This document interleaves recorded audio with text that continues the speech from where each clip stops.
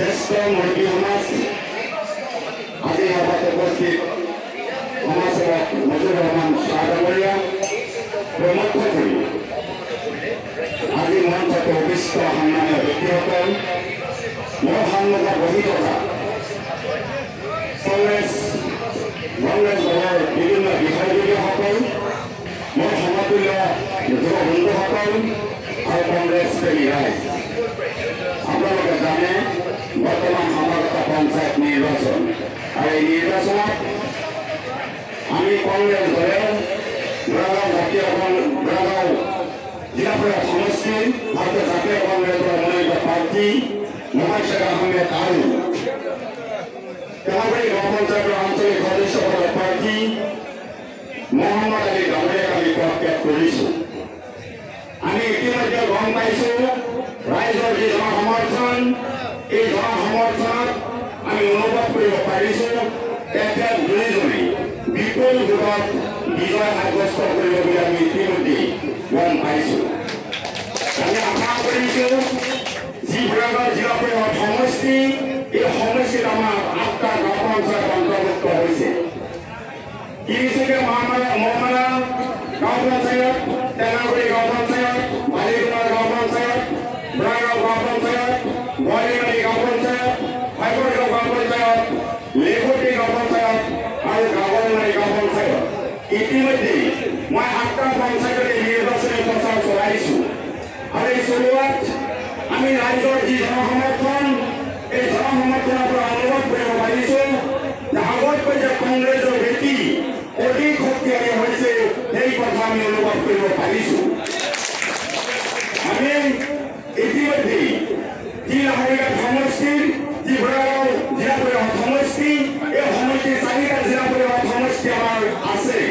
4টা জিলা পৰিষদ সমষ্টিৰ ভিতৰতেই 4টাতেই কংগ্ৰেছ বিজয় সাব্যস্ত কৰিব ই একেবাৰে 100% সঁচা কথা। যিয়ে নহওক আপোনালোকে জানে এইবাৰ আমাৰ উচ্চ শিক্ষিত উদীয়মান যুৱক মোহাম্মদ শ্বাহ আহমেদ ইতিমধ্যেই ভাৰতীয় জাতীয় কংগ্ৰেছ দলৰ পৰা জিলা পৰিষদৰ প্ৰাৰ্থী হিচাপে প্ৰত্যাগ কৰা হৈছে। এখেতে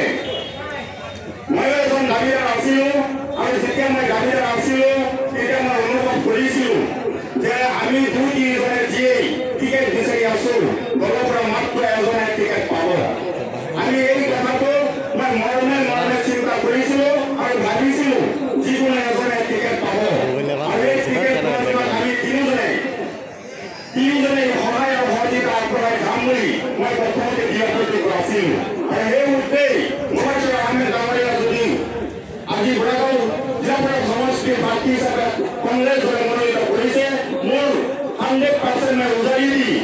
এই যি নিৰ্বাচনত মই সহায় আৰু সহযোগিতা আৰু দলীয় কাম কাজবিলাক চলাই গৈ আছোঁ আৰু এই চলাই গৈ যোৱাৰ ক্ষেত্ৰত আমি দুয়োজনে এটা সংকল্পবদ্ধ হৈছোঁ। এইবাৰ আমি নতুন চিন্তা, নতুন সংকল্প, নতুন আশাৰে আমি নপৰে নিজৰ অন্তৰ্গ্ৰহণ প্ৰতিশ্ৰুতি আমি এই পঞ্চায়ত নিৰ্বাচনৰ ৰাইজক বিভিন্ন কথাৰে আপ্লুত কৰিবৰ কাৰণে আমি চেষ্টা কৰি আছোঁ। আপোনালোকে জানে আব্দুল জলিল চাহাব এক্স-এম.এল.এ আছিলে, এখেতৰ সুযোগ্য সন্তান মোহাম্মদ শ্বাহ আহমেদে টিকেট লাভ কৰিছে আৰু এখেতে আমাৰ সমাজখনক কেনেকৈ আগুৱাই লৈ যাব পাৰে সেই চিন্তাৰে চিন্তিত হৈ আগবাঢ়ি আহিছে। এখেতেও পেছাগতভাৱে এডভোকেট আছিলে আৰু সেই এডভোকেট এৰি অধিবক্তা যি আছিলে অধিবক্তাৰ কাম এৰি আপোনালোকৰ সেৱা আগবঢ়াবৰ কাৰণে আমাৰ সমাজখনক ক্ৰমান্বিত কৰিবৰ কাৰণে আমাৰ সমাজখন আগুৱাই লৈ যোৱাৰ কাৰণে আজি আপোনালোকৰ মাজত আহিছে আৰু এই সমাজখনক কেনেকৈ এখেতে আগবঢ়াই লৈ যাব বিভিন্ন মেল মিটিং আমাৰ প্ৰচাৰ নিৰ্বাচনী পাছত এখেতে বক্তব্য প্ৰকাশ কৰিছে। যোৱাকালি ইয়াতে যি নিৰ্বাচনী কাৰ্যৰ উন্মোচন কৰা হৈছিল এই উন্মোচন কৰা কাৰ্যসূচী এখেতে নিজৰ বক্তব্যবোৰ দাঙি ধৰিছে। যিসকল ইয়াত উপস্থিত আছিলে হয়তো গোটেইখিনি কথা আপোনালোকে অনুভৱ কৰিব পাৰিছে। এখেতে বহল অন্তৰ বহল মনৰ মানুহ আৰু আপোনালোকৰ যি আঞ্চলিক পঞ্চায়তৰ সদস্য মহম্মদ আলী ডাঙৰীয়া এখেত এজন পুৰণি দীৰ্ঘদিন কংগ্ৰেছ কৰি থকা এজন ব্যক্তি, কংগ্ৰেছ ফেন এখেতৰ ভিতৰত আছে আৰু সেইকাৰণে